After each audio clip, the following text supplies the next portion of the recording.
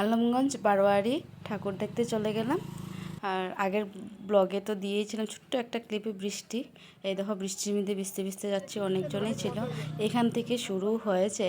আর এটা যে জায়গার থেকে ছবিটা তুলবো ফুল আর কি তোমার প্যান্ডেলটা আসছিল না, একবারে রোডের ওই পার থেকে তোমার ফুল প্যান্ডেলটা আসে নাই, তাই এইভাবেই তোমাদেরকে ভিডিওটাই শেয়ার করছি।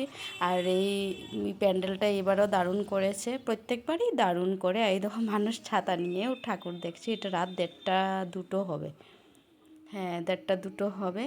সেই সময়টাতেই আমরা ঠাকুর দেখতে গেলাম। রোডের ওই পার থেকেই তোমার এই ঠাকুরের মুখটা একটু তুললাম। প্রচণ্ড ভিড়, দেখতেই পারছো বন্ধুরা। আর ভিতরে ঢুকবো এখন, ঢুকার পর দিকে দেখাবো মাকে। আর লাস্টের দিকটা আমি তোমাদের সাথে শেয়ার করতে পারলাম না, ভাবলাম একটু ছবি তুলবো। ছবি তো সেইভাবে তো তোলা তো হয়ই নাই, উল্টো আরও আর কি তোলার লোকও ছিল না।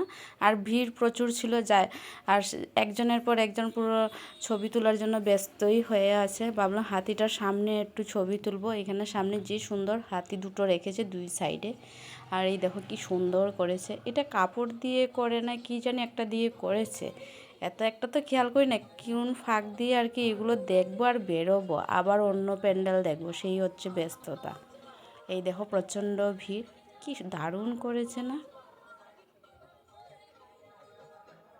আমার তো খুব ভালো লেগেছে প্যান্ডেলটা। আর এই দেখো হাতি, অনেক বড় বড় হাতি। এই যে হাতির সামনে যে তুমি ছবি তুলবে সেইভাবে আর হচ্ছিল না, কেউ তোলার লোক ছিল না।